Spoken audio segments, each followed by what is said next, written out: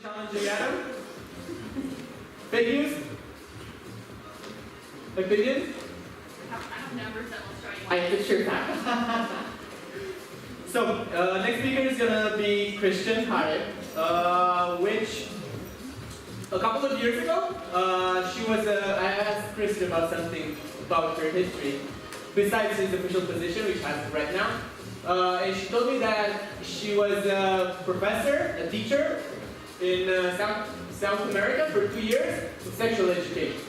Yeah, the reason that's funny is because, so I was a Peace Corps volunteer after college. I was a high school teacher, and I didn't know that I was going to be teaching sex education. I found that out once I got to Guyana. So the way that I kept my students engaged was I promised that on the very last day of school, I would show them how to put a condom on a banana. And you better believe that every one of those students made it with me the whole year. Kristen Hare is local news innovation reporter at Pointer Institute. She's going to speak about newsrooms are shrinking. Here's how they are finding new ways to hold governments accountable. She's very energetic and she's very enthusiastic, so I think you're going to enjoy her presentation very much. Thank you. Give it up. Thank you. So I have some volunteers that I have seated already. So will my volunteers come up here? Is Adam here? Come on, you're my volunteer. Okay, so we're gonna do a little a demonstration. Everybody, we've been studying for a long time. What I'm gonna do is show you an example. You guys think that's perfect. So I'm gonna give each person a job, which is a typical newsroom job. So Julia, you are the editor. Your job is to spin that fidget. Drew, you are the investigative reporter. I need you to stack those cards by color and suit. Tim, you are the photographer. Please use my phone and take photos. There you go. If it's on selfie mode, you can turn it. All right. Is Paul here? All right, come on up. So Ali, you're going to be, you're a reporter, and I just need you to blow this up. It's a balloon. Aaron, you're a reporter. I saved this for you especially. You get a yo-yo, okay? And Adam, you're the designer. I need you to build me a snowman out of this Play-Doh. All right, so I know you guys are thinking, this crazy American lady. So we're going to travel back in time to 2008. In the year 2008, by the way, this is a strategic white slide. I did it on purpose, so you have to look at us and not the slide. Keep you on your toes. So it's 2008, and this is a typical newsroom. Everybody has a job, right? In the United States in 2008, the economy crashed, and newsrooms started shrinking. So sadly, it's 2008, and we have to make a tough choice. Aaron, you're clearly really good at your job, but I'm going to have to cut you. You have been laid off. Thank you. You may go sit down. Your severance is probably a job in PR. Good luck. Okay. So you're my other reporter. I need you to do this too. Just because we lost somebody doesn't mean we're going to stop doing the work. So I need you to do both of those jobs, right? All right. So into the future again we go. We're going to go now on our DeLorean into 2012. We're not going to have any more cutoffs, we promise. But Facebook and Google are messing with our business model. And they've taken away our ads. We're not worried, because people are going to keep reading newspapers, so we're going to get it back. But we are going to have to make some tough choices. So Adam, I really appreciate very artful. But sadly, I'm going to have to let you off. Thank you. I need you to be the designer and the photographer. Thank you. Into the future we go again. Okay, we're going to go to 2016. We just got bought by a new owner, and some more changes. We have done some consolidation. So let's see. Drew, I need you to give, you've been laid off. We appreciate all the investigations and policies you've won. Thank you for your work.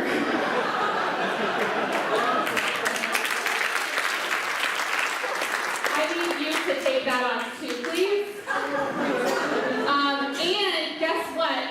We're all going to pivot to video, so you guys get to do fidget spinners too. Here you go. Here you go. I really need a better snowman from you than that. All right. So this is 2018, and this is a nightmare. This is what most newsrooms look like now, right? They are a third to a quarter of the size that they once were. Let's give them applause. Thank you, guys. You can keep that. You can keep that one. Everything else I need. Thank you. The fidget spinners are mine, but the rest you can have. My 10-year-old would kill me. So, thank you. So, here we are in the present. It is not possible to do more with less. That's bananas. And newsrooms have been doing it for a long time.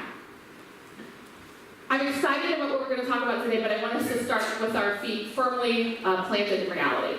So, 2018, this is from a year ago from Pew Research Center. I think Adam showed a similar slide, but this just shows the huge gap in trust of news among Democrats and Republicans. Republicans are the ones that go way down. This is a newsroom breakdown of diversity. Newsrooms are still white, and they're still largely male in the US. Also, we have a president who delegitimizes what we do every single day. You guys probably understand what that feels like. And this is actually a video that I shot and made into a GIF in Philadelphia.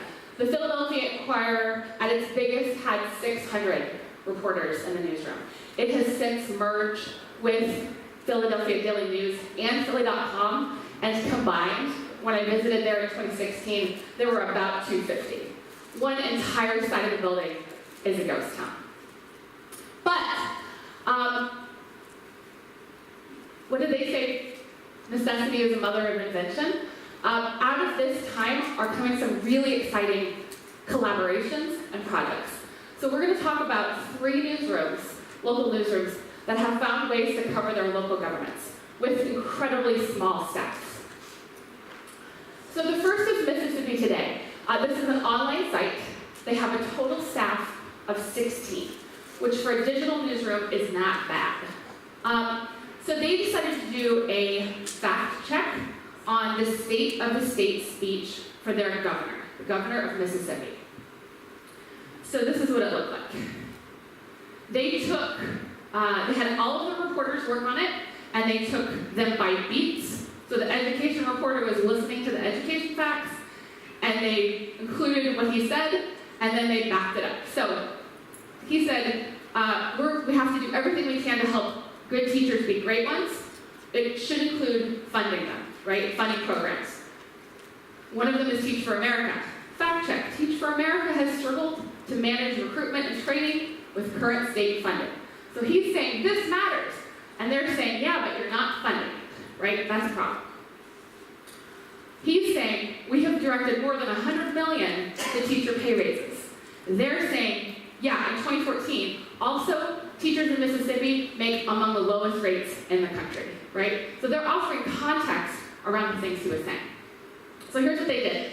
They divided. They, as a newsroom, said we're all going to work on this one piece together, and we're each going to pick the piece that's our beat. If I'm a health reporter, I'm listening to what he's saying about health. If I'm a government reporter, I'm listening to the claims that he's making. The second thing they did, and this is, again, why this is old school, is they took their time. They published this the following morning. They did not do this fact check live. They did not do it in real time. They did not do it on Facebook. They took their time and they fact checked their fact check. The third thing, I don't know if this is something that they did, but this is a lesson for you, is just get ready because people are going to hate it no matter what. So this blog called something, hey y'all, something. It's a very like right-leaning blog. Basically said, he tried to do a takedown piece, and he said, you don't fact check someone that you already think is a liar. Basically, the need to fact check someone is essentially an admission of bias at some level. What? So fact checking shows that you're biased. Like, mind blowing. So guess what? The governor loves that. Y'all Politics was the name of that website. The governor loved that. He said it was a good analysis of the bias that a nonprofit displayed. He posted this on his Facebook page. Do you know what all the responses on his Facebook page look like? LOL. Like, why are you having a hard time doing fact checks, sir? This post is biased. I like that one. This one's my favorite though. Just madness. Really? Just madness.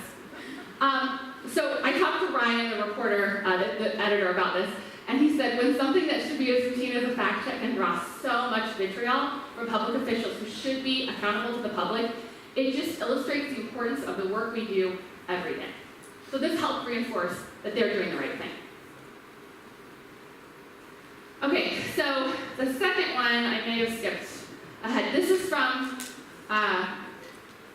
SA Now. It's in San Antonio. Can you guys play this for me? Do I need to do something fancy to play this?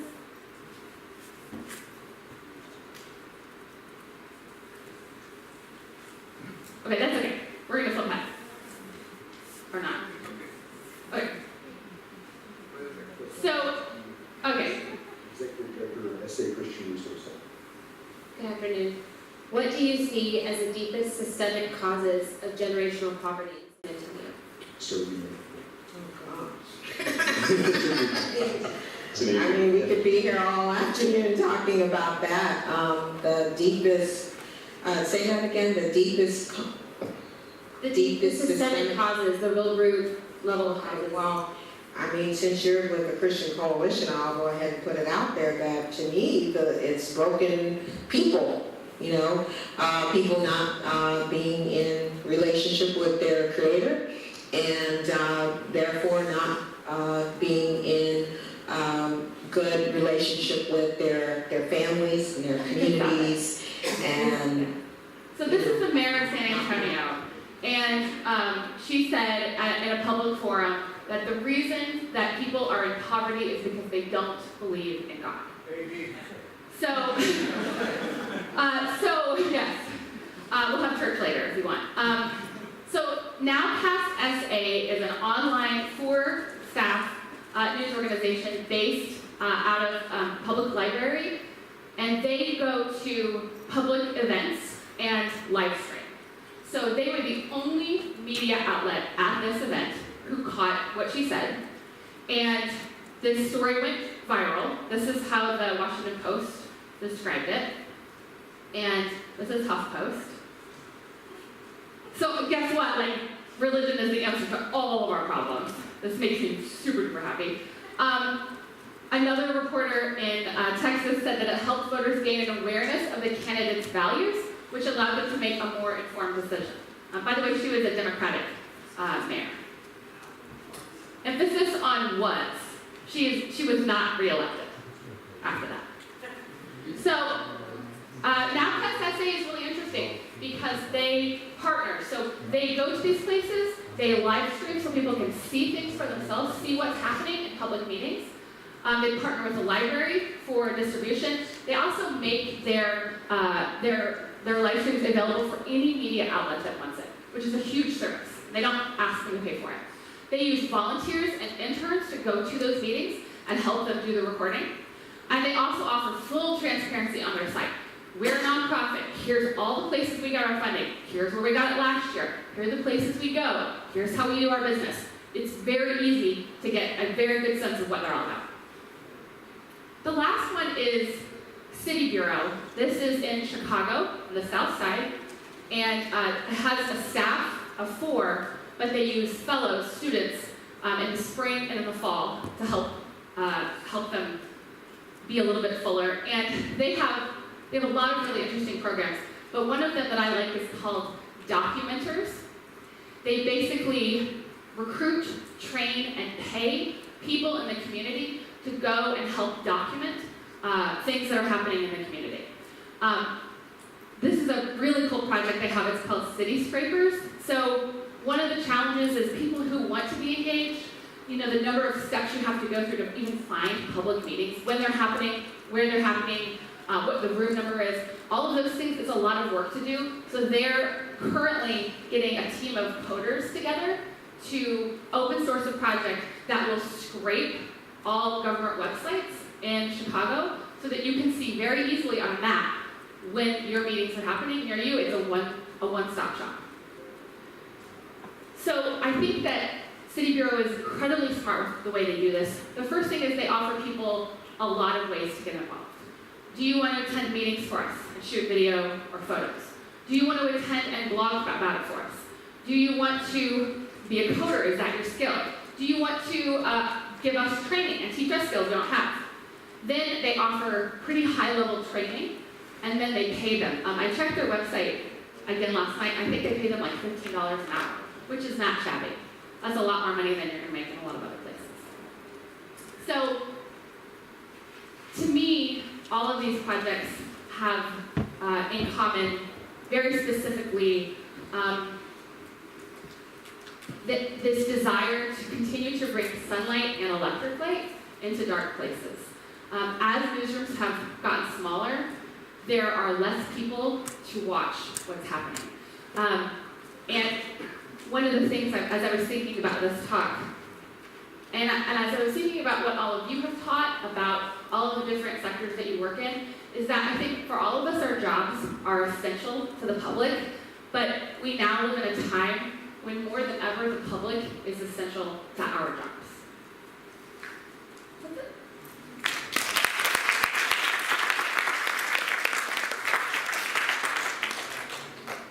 Questions? And we can give out the balloon as well.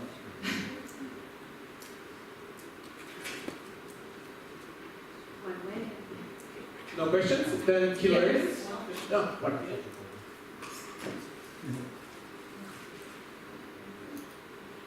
Can you hear me? Yeah. Okay, sorry. I have just one question because sometimes you have to decide whether you have to go first or you have to be very good fact check. How do you find this compromise, whether to make less fact checking, maybe less information and go first, so everybody takes your information, or to have this like analytics, whatever, but it won't be so much? So I don't think it actually has to be either or. I think you can have you can do both, and here's how. I think that the first thing that you have to know is what your mission is as a news organization.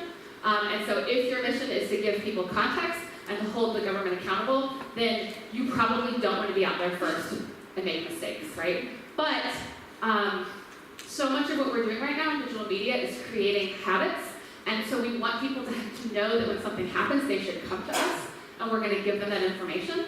So the way that I would do it is I would iterate, and that may be something like, in the case of Mississippi Today, a headline that says, here was the government's, here's the governor's speech, here's the video of it, we are currently fact checking, right? And as you get those fact checks maybe, and do them one at a time, you're building it as you go. This is a really common thing to do when there's breaking news. You'll see it, and the habit is, here's what we know, here's what we don't know. I do think you have to pick the right stories to do that with, but I think you can be in communication with your audience about, here's what we're working on, and you should be telling them that on your social channels too. Thank you. Last question? I have a question. You told us just about the project that involve a lot of people from the community to work with. How do they proof check this information they're getting from lots of people and volunteers, etc.? So I think in all cases, you are very aware of who your volunteers are and what they're doing for you. So, and in the beginning, that is a lot of training. What I have seen them do is develop relationships with those people, which is a lot of work. And so you know kind of what you're in for. But I also know that they're vetting them. There's a news organization in the Midwest and in Michigan, and they often will use citizens to report on meetings. they do go like a traditional fact checker, like a magazine would, and call those places and just, this is what we have to a third source. Are we getting this right? I don't think volunteers are the answer for everything. I do think they're a way to help keep eyes on the ground. Thank you. Thank you. Thank you, Kristen.